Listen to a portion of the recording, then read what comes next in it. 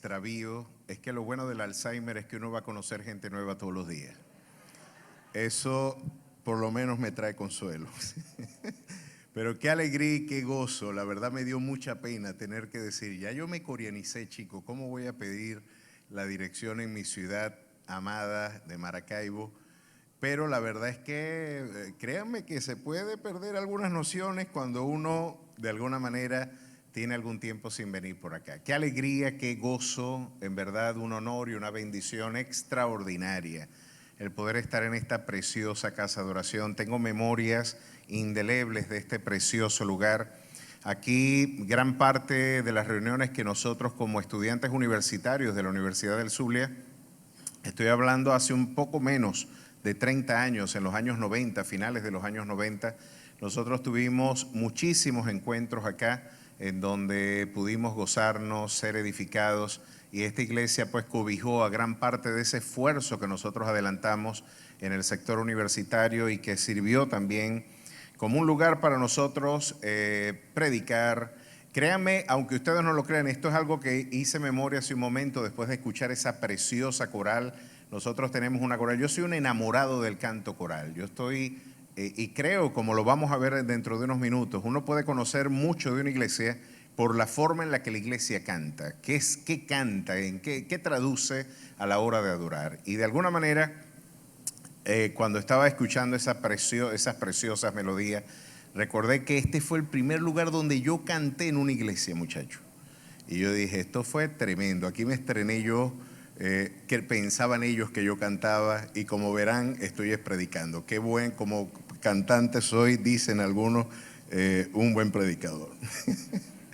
Vamos a estar abriendo nuestras Biblias porque creo que nos queda, quisiera saber el tiempo. Yo les tengo que advertir que en verdad soy un peligro si ustedes no me advierten esto.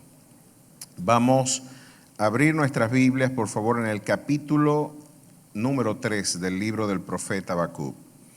Me gustaría saber con qué tiempo disponemos para yo administrarme. 40 minutos, muy bien. Vamos a estar de esa manera abriendo nuestras Biblias en el capítulo 3, verso 17 de este precioso libro. Cuando todos lo tengan abierto me dicen amén.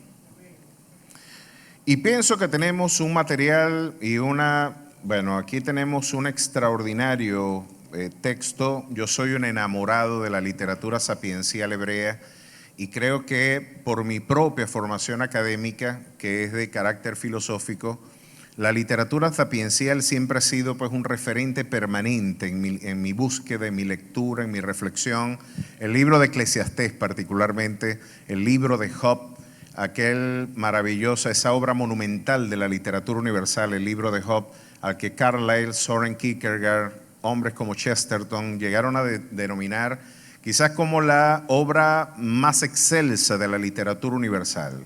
¿Y quién puede negar que la Biblia, sin duda alguna, no es el libro por antonomasia de la literatura universal? Pero dentro de este precioso acervo de sabiduría, de verdad, el libro, la literatura sapiencial y parte de lo que hoy vamos a estar trabajando, seguramente tiene un especial interés para aquellos que caminan, peregrinan rumbo a la patria celestial. ¿Cuántos van rumbo a esa patria celestial? ¿Cuántos tienen por horizonte y objetivo? Y estamos celebrando 39 años de proclamación. En estos 39 años de proclamación yo estoy seguro que muchísimas experiencias, muchísimas realidades pudieron formar parte de su experiencia y muchas preguntas se pudieron también agregar dentro del acervo de nuestras experiencias y memorias. Vamos a estar leyendo estos versos para de esta manera dar inicio a nuestra exposición. Y leemos para la gloria del Padre, del Hijo y del Espíritu Santo. Capítulo 3, verso 17. Aunque la higuera no florezca, ni en las vides haya fruto, aun cuando falte el producto del olivo y los labrados no den mantenimiento, y las ovejas sean quitadas de la majada, y no haya vacas en los corrales, con todo yo me alegraré en Jehová y me gozaré en el Dios de mi salvación. Jehová el Señor es mi fortaleza, el cual hace mis pies como de ciervas y en mis alturas me hace andar. ¿Cuántos dan gloria a su nombre? Dios y Padre Celestial, gracias por este precioso momento, esta maravillosa ocasión que tú nos brindas en la eternidad de tu amor, oh Dios, de poder exponer, oh Dios, tu dulce, maravillosa y sublime palabra. Hoy en esta hora, oh Dios, al encomendarnos al fiel cuidado de tu gracia, una vez más lo hacemos en el ruego de que tú nos bendigas en el ministerio de tu palabra, nos permitas trazar bien la palabra de verdad para presentarnos como obreros aprobados que no tienen de qué avergonzarse. Permite que esta palabra tú la has enviado para edificación, exhortación y consolación de tu pueblo. Que eso tenga lugar en nuestras vidas y que hoy, oh Dios maravilloso, podamos abrevar de ese dulce manantial de salvación y de consolación que seguramente, oh Dios, hoy encontraremos una vez más en este precioso libro. En tu nombre damos gracias, Jesús. Amén y amén. Saben que uno de los aspectos con los que particularmente yo he batallado ya de una manera muy personal, esto forma parte ya de una experiencia muy propia de mi biografía ministerial. Y quizás uno de los aspectos con los que yo he tenido que batallar de manera más recurrente es con el tema del sufrimiento.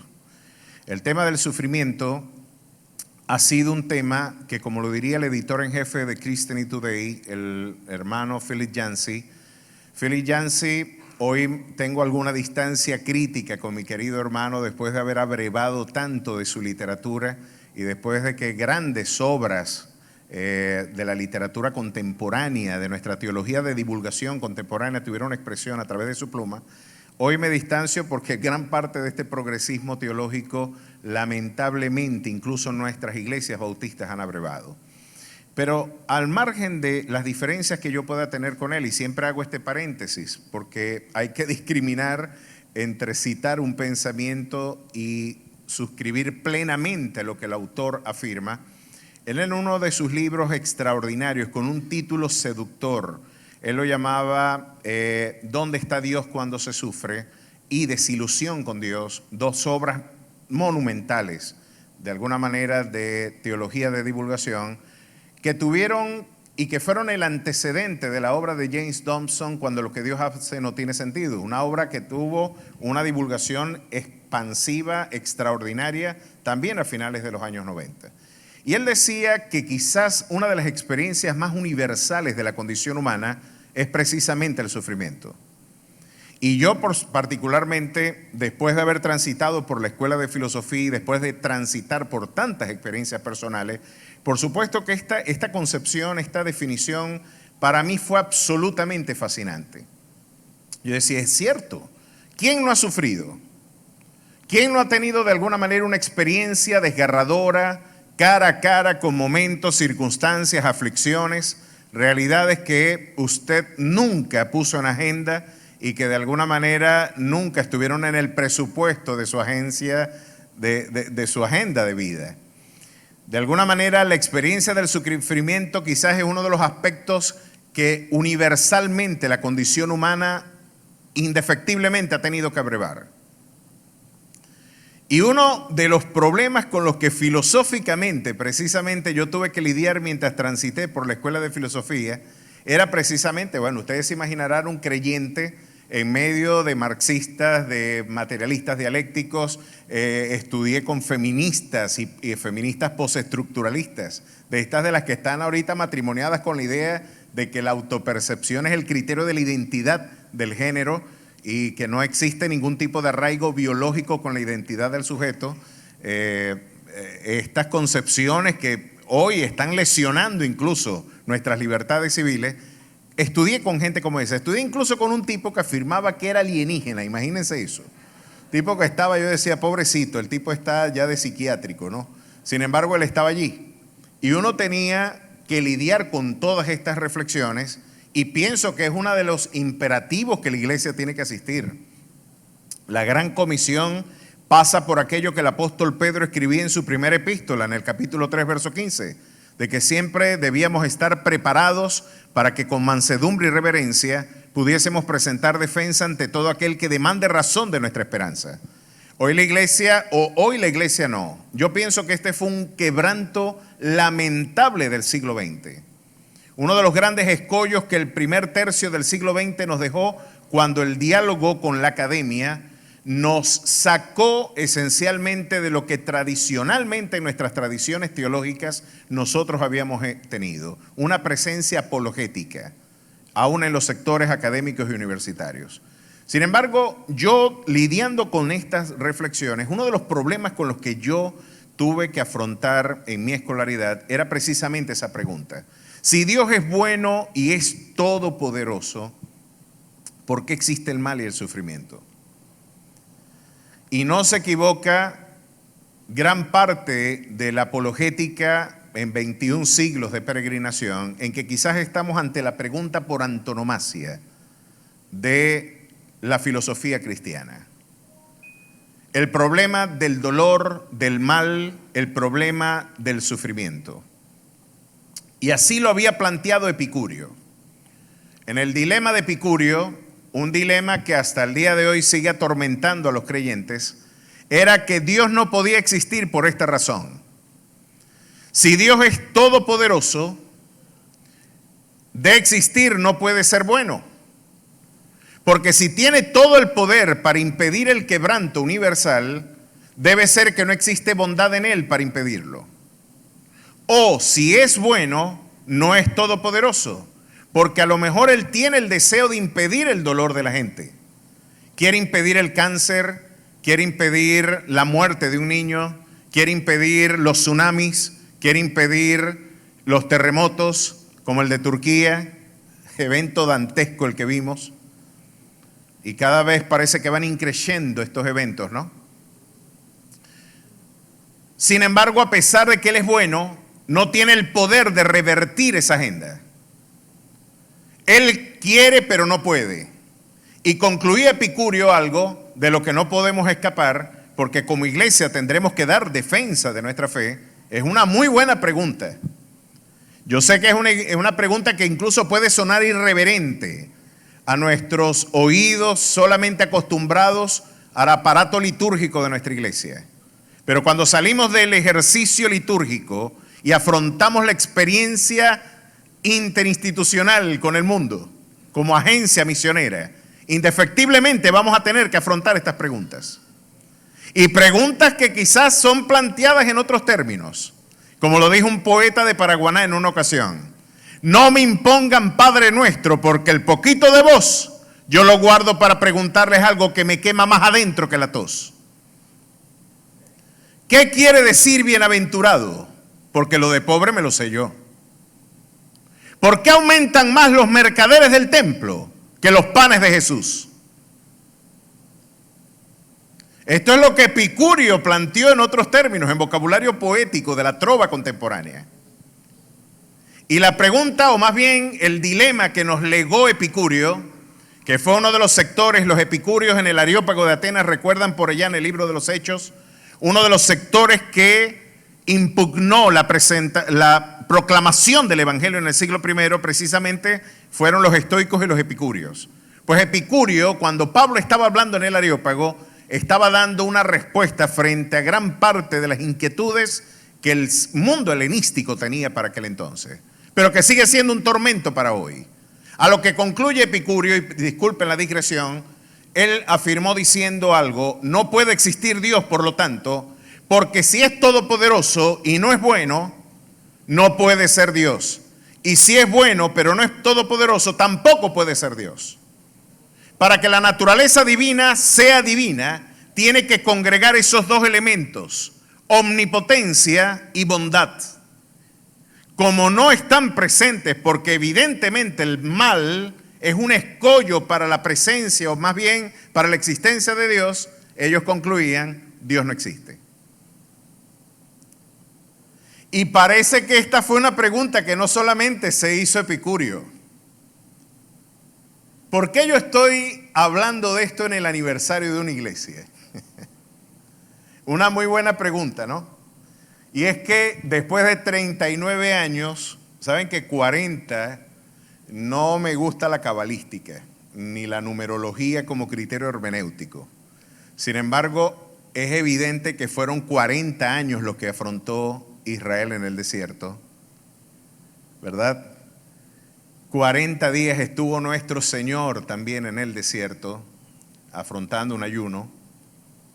40 días, de alguna manera, se han convertido casi en un arquetipo del número de la prueba.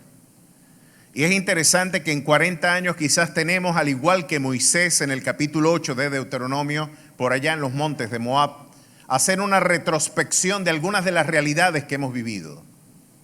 Y preguntarnos, al igual que Epicurio, o quizás alguno en esta noche tendrá esa inquietud, ¿dónde estuvo Dios en aquel momento en que mi mamá, mi papá, mi ser querido partió con cáncer? Tenemos incluso un evangelio contemporáneo que nos está diciendo de que el sufrimiento es parte de la incredulidad de la iglesia. Si estás sufriendo es porque no estás en el reino. Y escuché un sinvergüenza decir en algún púlpito, si eres pobre tienes por padre a Satanás. Y yo dije, bueno, aquí tendremos una paternidad infernal muchísimo. Si la pobreza es un testimonio de que Satanás lo tenemos por padre. El que está enfermo es porque está en pecado. Y es que es solamente un acto de incredulidad. Tú no estás en el reino, como diría el movimiento, el Kingdom Now, y gran parte de la experiencia apostólica contemporánea. El sufrimiento hoy tiene por intérpretes a Bildad, a Zofar y Elifaz, los tres amigos de Job. Cuando usted hoy quiere interpretar lo que la iglesia le brinda como respuesta de consuelo al creyente que sufre, hoy tenemos como preceptores a esos tres amigos de Job. Como yo me crié con los evangélicos, a mí no me van a echar cuentos. Yo conozco muy bien a los evangélicos. Y los conozco perfectamente. Las bancas esas fueron mi lugar donde yo me crié, jugué, llevaba el carrito y estaba yo en la iglesia toda la vida. Y los evangélicos promedio dicen cosas como esta. No me digan que no. No, es que lo que tú tienes no es que fue pecado tuyo, fue el pecado de tus abuelos. No pecaste tú, pecaron tus padres. Las maldiciones generacionales. Esa fue una de las maneras en la que se ofertó en los años 90 una interpretación del sufrimiento. Entonces, si me duele la costilla, debe ser que yo debo ser tataranieto de Kunta Kinte. Entonces le dieron mucho palo en la espalda a mi abuelo y por eso yo de alguna manera tengo dolores de tórax y cuestiones de ese tipo. Y me parece muy injusto. Entonces el viejo la pasó bien y yo me estoy comiendo las uvas verdes. Me está dando la dentera a mí. Pero el profeta Ezequiel silenció ese ímpetu cuando, anticipando los criterios del nuevo pacto, les dice: vivo yo, dice Jehová el Señor, que nunca más tendréis que usar este refrán en la tierra de Israel, que los padres comieron las uvas agrias y los dientes de los hijos tuvieron la dentera. No. El hijo no llevará el pecado del padre, ni el padre llevará el pecado del hijo. Fue el criterio que Ezequiel, anticipando, puede ver usted la armonía de versos a las que concluimos. Chicos, justificados pues por la fe, tenemos paz para con Dios por medio de nuestro Señor Jesucristo. Ninguna condenación hay para los que están en Cristo Jesús. Porque de modo que si alguno está en Cristo, nueva criatura es. Las cosas viejas pasaron, he aquí todas son hechas nuevas. A su nombre sea la gloria. Yo no debo nada, ya Él lo pagó todo. No sé que no ha quedado claro, pero parece que si yo estoy limpio, enfermo, con problemas, no pecaste tú, pecaron tus abuelos. Ha sido una de las interpretaciones de mayor divulgación y hay talleres mayameros para responder a eso. Otra de las interpretaciones que tenemos, bueno, es que no era la voluntad de Dios. Si yo les digo a ustedes, por ejemplo, chico, el Señor nos mostró que va a levantar al primer ministro de la principal potencia del mundo, va a estar dentro de nuestras filas. ¿Cuál es la agenda que usted adelanta para promover a ese joven? Chicos, yo creo que le vamos a dar una formación extraordinaria. Tenemos que darle la mejor formación, ¿verdad que sí? Bueno, imagínense, vamos a enseñarle varios idiomas, tiene que tener competencias diplomáticas, hay que darle ciencias políticas, economía, sociología, filosofía. Vamos a pulir a este tipo. Después de todo, tiene que tomar decisiones, que las tome con los mejores criterios. Pero si yo les digo a ustedes que ese muchacho lo despedimos para que emprendiera la labor misionera, y cuando nos llegan informes de él nos dicen: chico, ¿sabes qué? Lo secuestraron, no me digas. Yo le voy a decir qué dicen los evangélicos. Lo secuestraron. Ese no puede ser. Sí, y lo acaban de vender. Lo compró una familia y en la familia lo acusaron ahora de violación. ¿Sabe qué dicen los evangélicos? No era la voluntad de Dios que él viajara. Pero yo les estoy hablando de José. Ahora, ¿qué permite a un creyente afirmar lo que dijo? Porque es muy buena pregunta. Aunque la higuera no florezca, ni en las vides haya fruto, aun cuando falte el producto del olivo y las vacas, las ovejas, sean quitadas de los corrales, de las majadas. Ahora, ¿cómo yo puedo con honestidad espiritual, no con histrionismo religioso? Porque de ese histrionismo, los que queremos vivir la fe cristiana ya estamos cansados. No se trata de hacer formas de cristiano. Yo quiero vivir eso de manera auténtica. Yo quiero tener contentamiento, gozo en medio de las dificultades.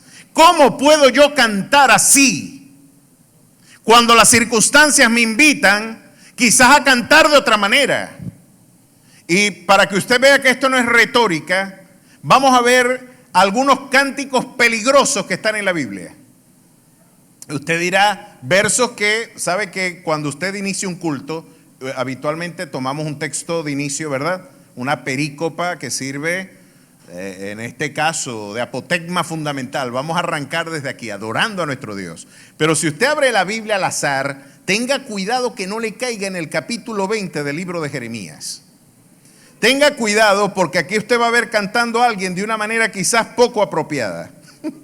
Ya usted va a ver aquí a un sujeto diciendo cosas que usted nunca se las esperaba. Fíjense cómo puede cantar alguien que todavía tiene el dilema de Epicurio, que todavía está batallando con algunas crisis, y como nuestro propio autor Habacuc, en el capítulo 1 del libro de Habacuc, yo no empezaría un libro como Habacuc.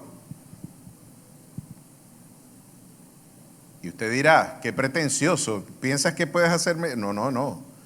Es un ardid retórico para invitarle a pensar. Pero ¿quién invita? Yo, de alguna manera, si empezara el libro, lo dijera de esta manera: a mi amada esposa, que después de tantos desvelos y trasnochos, yo cuando me casé con Andreina, el apartamento era tan chiquito que para que entrara la luz nos teníamos que salir nosotros, muchachos. Entonces, ella siempre se acostaba a las 9 de la noche y yo empezaba a estudiar a las 10.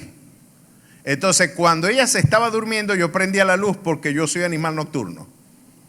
Usted me puede llamar a la 1:30 y yo estoy estudiando. Ese es el horario mío de lectura, donde me ha caído mal.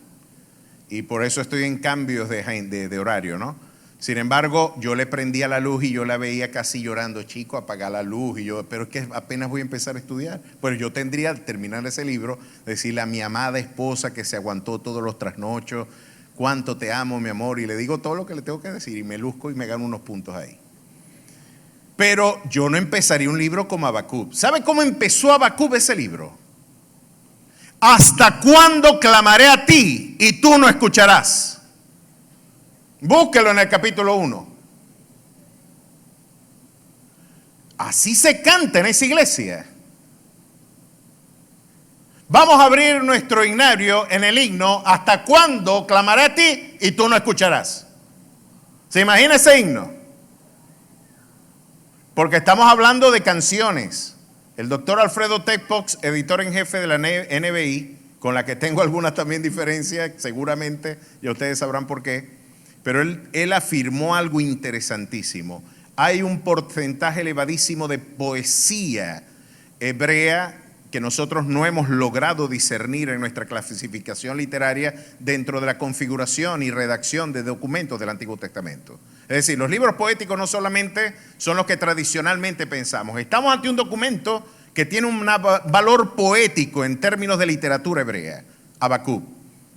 Una canción lo que estamos estudiando.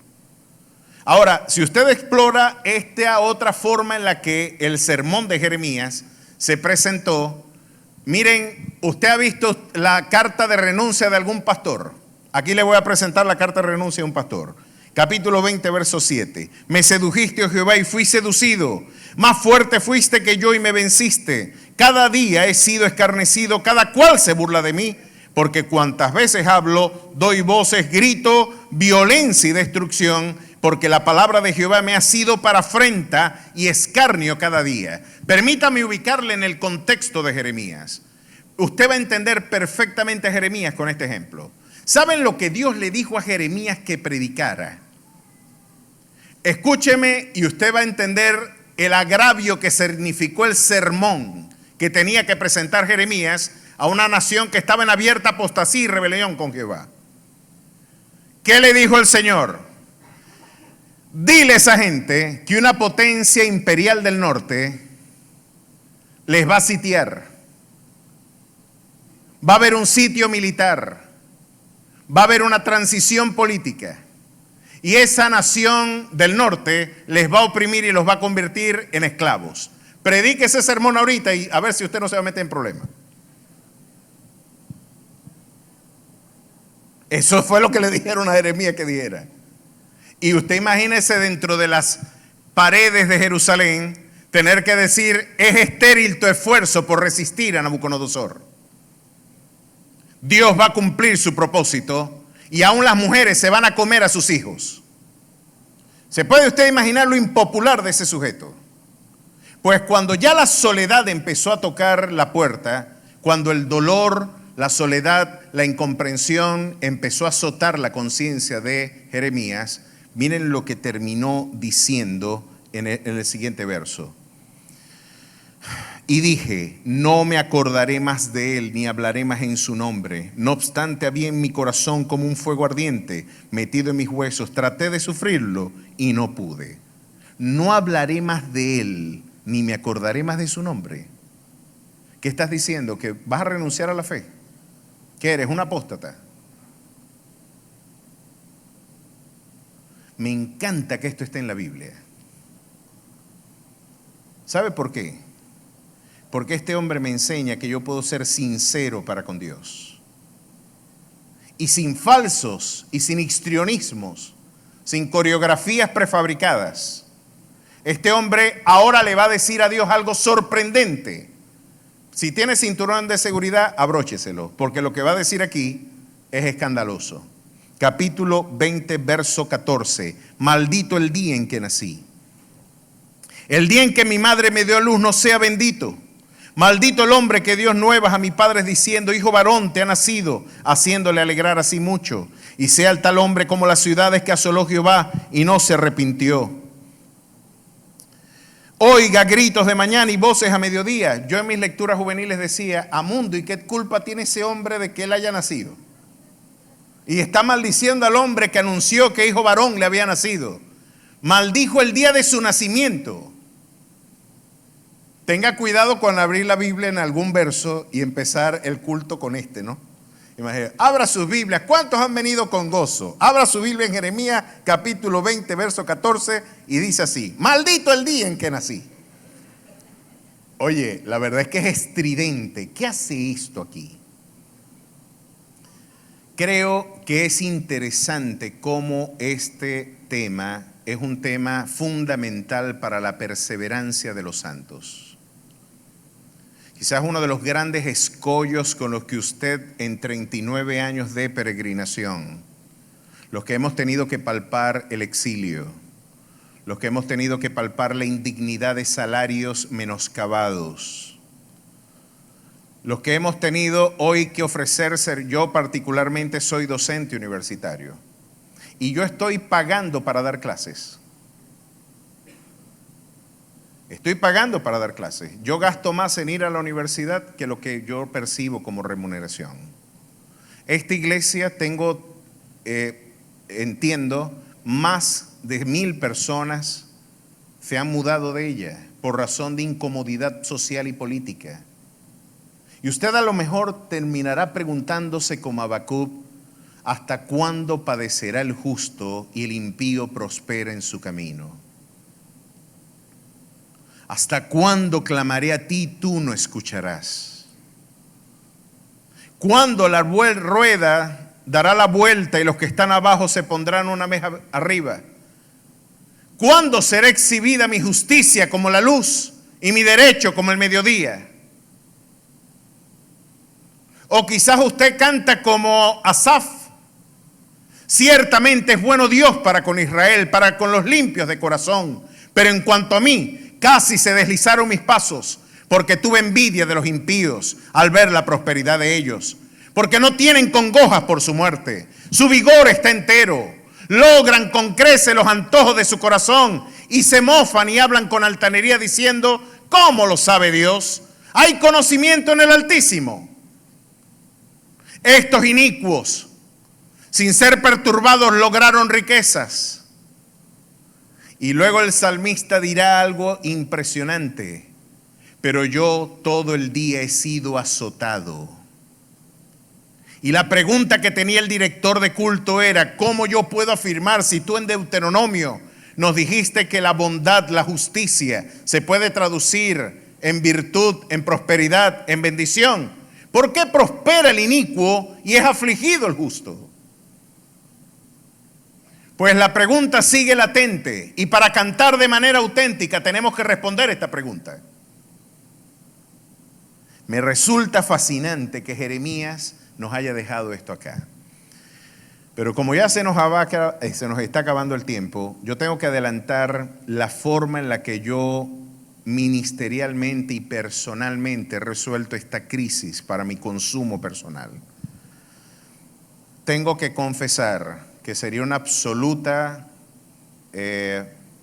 presunción pensar que podemos dar una respuesta integral a uno de los problemas fundamentales, quizás, de la teodicea cristiana.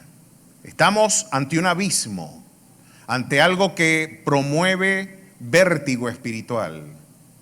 Y más aún cuando usted se consigue con versos bíblicos fascinantes. Jeremías en el capítulo 3, versos 37 y 38 del libro de Lamentaciones dice algo interesantísimo. ¿Quién será aquel que diga que sucedió algo que el Señor no mandó? De la boca del Altísimo no sale lo malo y lo bueno. O el profeta Amós allá cantando también diciendo, se tocará la trompeta en la ciudad y no se alborotará el pueblo. ¿Habrá algún mal en la ciudad del cual Jehová no haya hecho? O por allá en el capítulo 2 de Primera de Samuel, capítulo 2, verso 6. Jehová mata y él da vida. Él abate y él enaltece. Él empobrece y él enriquece. Él levanta del polvo al pobre para hacerle sentar junto a sitios de honor. Porque nadie será fuerte por sus propias fuerzas, dice luego en el capítulo 10, en el verso 10. Pues tenemos un interesante, ahora Dios, puedo verte en el nacimiento de un niño, pero tú en la muerte de un niño. Puedo verte en la prosperidad de alguien, pero en la pobreza de alguien. Y no solamente eso, tú en primera persona, en el capítulo 45, verso 7 de Isaías dice el Señor, para que se sepa desde donde nace el sol hasta donde se pone, que no hay más que yo Jehová, que creo la paz y formo la adversidad. Yo Jehová soy el que hago todo esto. ¿Qué les parece? Epicurio está acusando a Dios y Dios levanta la mano y dice, sí, yo fui. ¿Y qué? ¿Cuál es tu problema? Si yo soy soberano, ¿quién me dio a mí primero para que yo tenga que devolverle? Ahora ciñe tú como varón tus lomos, yo preguntaré y tú contestarás. ¿Dónde estabas tú cuando yo extendía las Pléyades? Contéstalo. Si tú lo sabes, debe ser muy antiguo. ¿Quién le dio la crin ondulante que no se detiene junto a la espada? ¿Quién me dio a mí primero para que yo tenga que devolverle? ¿Quién me enseñó a mí sabiduría para que yo demande de él consejo? Extraordinaria pregunta, y para consumo personal, mi testimonio de vida quiero compartirlo con ustedes. Hace 41 años, en el año de 1982, yo sufrí un accidente tremendo. Yo tenía 7 años. En el año de 1982 estuvimos ausentes del apartamento donde yo vivía aquí en el Barillal. Para aquel entonces vivíamos en el Barillal. Y aparentemente le habían dicho a mi mamá que estaba un escape de gas. Le metieron mano al asunto, repararon la tubería, pero aparentemente era un problema estructural del edificio. No sé cuál era el problema que había, que nunca se corrigió. Lo cierto es que después de 2 días de ausencia, yo llegué un 15 de febrero de 1982 con 2 luces de bengala en mi bolsillo. Yo todavía tenía fuegos artificiales y calculen ustedes cómo me portaba yo. El 15 de febrero llegamos a la casa, esperé que mamá se metiera en el cuarto y yo me metí en la cocina. Prendí un fósforo, siempre me llamó la atención que el primer fósforo se apagó. Cuando prendí el segundo fósforo, la cocina explotó y yo salí envuelto en llamas de la cocina del apartamento. Yo lo único que tengo memoria del incidente es que yo estaba corriendo en el pasillo del apartamento y mi mamá como pudo me metió en el baño y me apagó en la ducha. Bueno, yo recuerdo que la piel de mis brazos guindaba como telas de novia y este dedo se le veía el hueso. Por eso, cuando yo les decía que el sufrimiento ha formado parte de mi experiencia, no es retórica pastoral. Esto es algo con lo que yo he tenido que masticar personalmente. Empezó el periplo, 8 hospitales de nuestra querida Maracaibo y no me podían dar asistencia en ninguno porque en uno había tétanos, en uno no había cama, en otro habían el Niágara en bicicleta.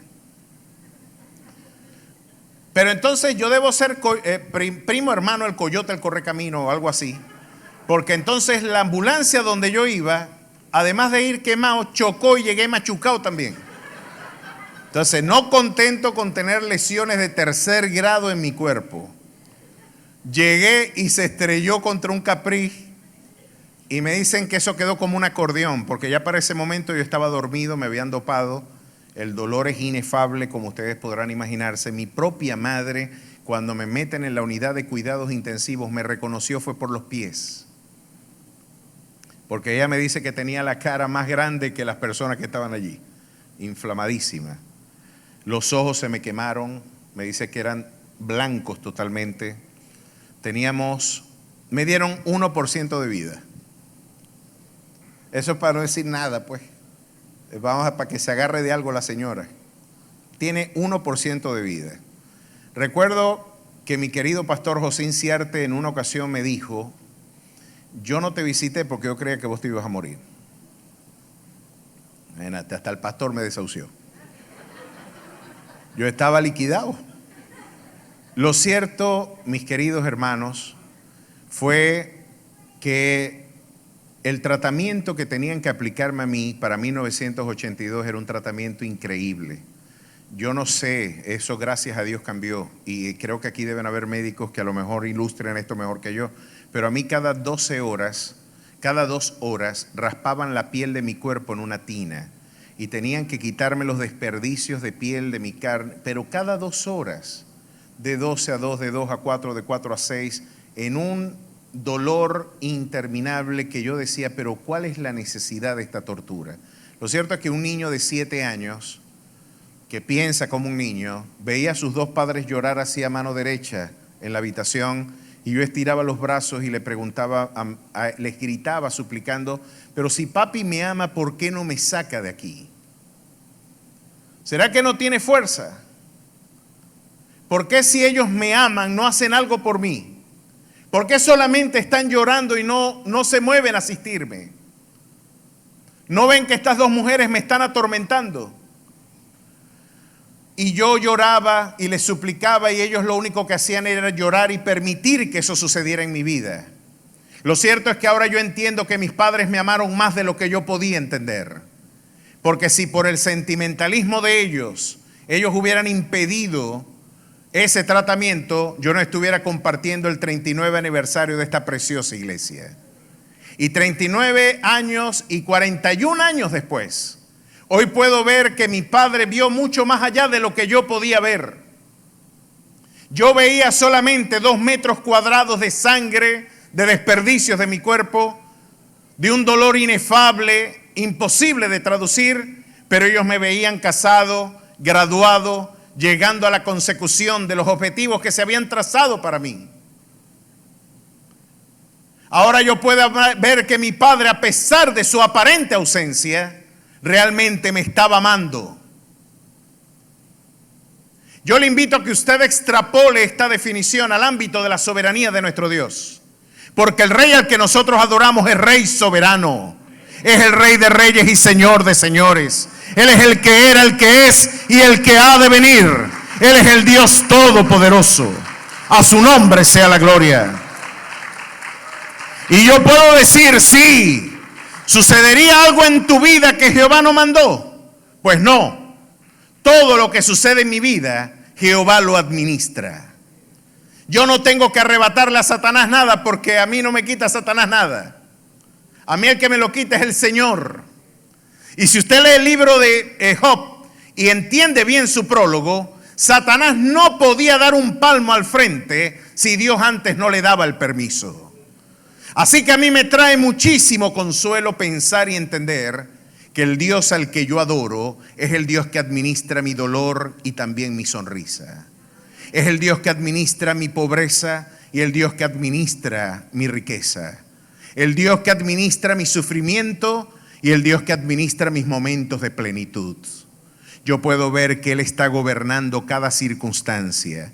Y hay un dato que en términos providenciales le aporta racionalidad a todo este conjunto caótico, este maremándum de afirmaciones que parecen sin sentido, que no tienen rumbo ni designio. Y es la idea de que tengo un Dios que me afirmó en medio de tus circunstancias. No importa si es hambre o es escasez. No importa si es muerte o es vida. Porque ¿quién te podrá separar de mi amor? ¿Tribulación o angustia? ¿Persecución o hambre o desnudez? No. Antes en todas estas cosas tú eres más que vencedor por medio de aquel que te amó.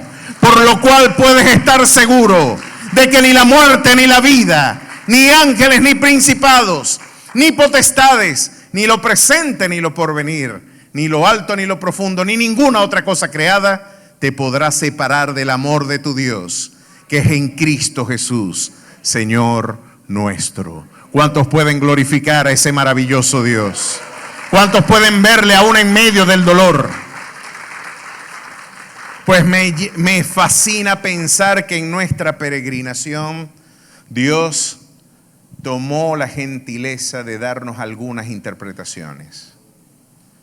Estuviste 40 años en el desierto y déjame darte una lectura. Saben que los filósofos repudian la idea de un Dios que tome decisiones por ellos. De hecho, yo soy poco menos que un sujeto medieval dentro de esa comunidad.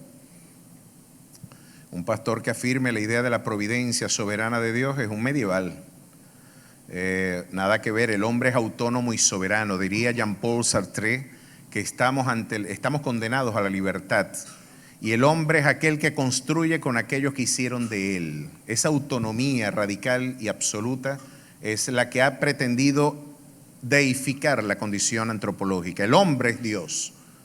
Esa es la convicción del sujeto posmoderno. Sin embargo, Dios nos está diciendo en Deuteronomio 8, y ya voy cerrando y terminando, no se preocupe. Me dijeron, usted puede hablar todo lo que quiera, nosotros igualito a las 8:30 nos vamos. Así que cuando me quede solo, yo dejo de hablar. Pero en Deuteronomio 8 dice así la palabra del Señor. Miren cómo Dios, habían momentos en tu vida que tú no entendías. Quizás nunca entenderás. Sería una absoluta presunción yo querer ser una hermeneuta de esa providencia abrumadoramente sublime. Pero Dios como que nos da algunos destellos en nuestro peregrinar para que desde esta perspectiva, desde nuestra precaria perspectiva histórica, podamos entender qué está haciendo Él con nuestras vidas. Miren lo que dice el Señor en los labios de Moisés. Capítulo 8, verso 2. Y te acordarás de todo el camino por el que te ha traído Jehová tu Dios estos 40 años en el desierto, para afligirte, para probarte, para saber lo que había en tu corazón, si habías de guardar o no sus mandamientos. Y te afligió. ¿Quién te afligió? Dios. ¿Saben que nosotros los evangélicos tenemos este problema? Si las cosas van mal, Satanás ganó. Si las cosas van bien, Dios ganó. Esta es una perspectiva pagana. Esta no es la perspectiva bíblica. Sea en vida o sea en muerte, Cristo va a ser glorificado en nuestras vidas. A su nombre sea la gloria. Así que independientemente de mi suerte, como diría el himno antiguo, yo seguiré cantando. En medio de eso te afligí y te hizo tener hambre y te sustentó con maná, comida que no conocías tú ni tus padres que te habían conocido, la habían conocido, para hacerte saber que no solo de pan vivirá el hombre. Porque en medio del dolor, la palabra de Dios no es una posible opción, es la única opción. Yo necesito en momentos de privación entender que mi Dios suplirá todo lo que falte en mi vida conforme a sus riquezas en gloria. Porque la esperanza que se ve, ¿a qué de esperarlo? Es en esa dialéctica donde los sentidos naturales revelan algo distinto a lo que Él prometió, donde yo ejercito la esperanza y la convicción. Sí hay escasez, pero hay un Dios que suplirá todo conforme a sus riquezas en gloria. Sí hay soledad, pero a pesar de la soledad, Él prometió diciendo: nunca te dejaré, siempre te sustentaré con la diestra de mi justicia. Te podrá dar la espalda a la familia, aun cuando tu padre y tu madre te abandonasen. Con todo eso Jehová te recogerá. Este es un Dios que puede hacer presencia en el horno de fuego. Saben que me resulta interesante que Sadrach, Mesach y Abednego, Dios no impidió que entraran al horno, se metió con ellos en él.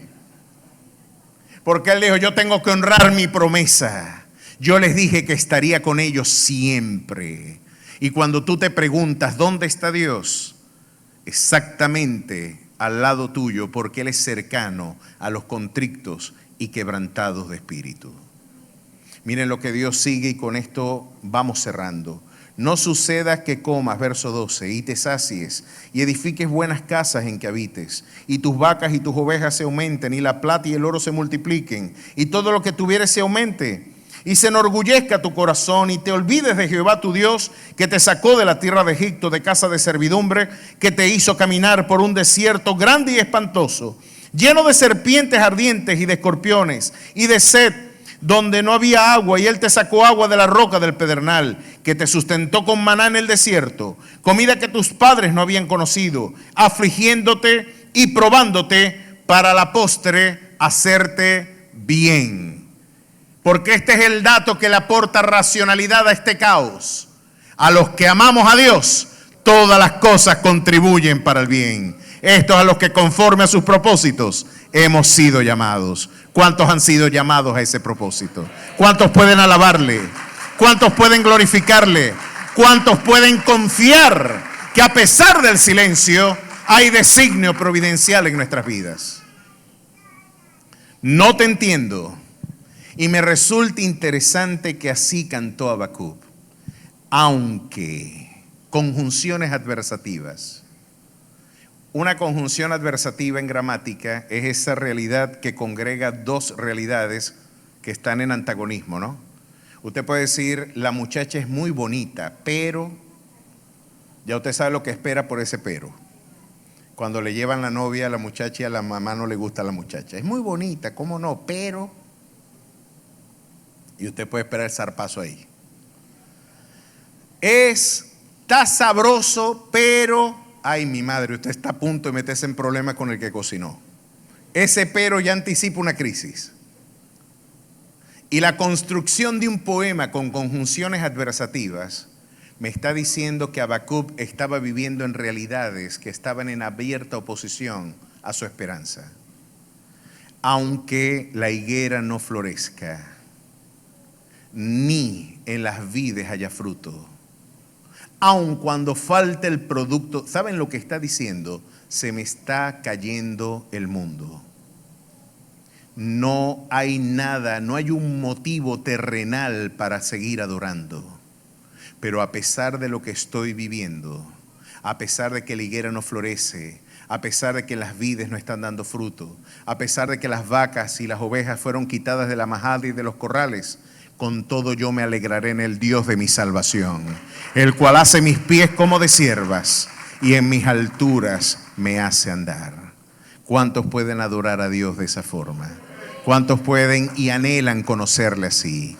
Como dijo aquella poetisa del siglo XVI, no me mueve mi Dios para quererte, el cielo que me tienes prometido, ni me mueve el infierno tan temido para por ello dejar de ofenderte. Tú me mueves, Jesús. Muéveme el ver tu cuerpo clavado en una cruz ensangrentado y malherido. Muéveme en fin tus afrentas y tu muerte. Muéveme tú y solo tú en tal manera que aunque no hubiera cielo yo te amara y aunque no hubiera infierno te temiera. No me tienes que dar para que yo te quiera, porque aunque lo que espero no esperara, lo mismo que te quiero, te quisiera. ¿Cuántos lo anhelan conocer así? Pues levántese y brinde el mejor de sus aplausos al Rey que vive y reina por los siglos de los siglos. Que Dios les bendiga mucho, que Dios me les guarde, amada iglesia.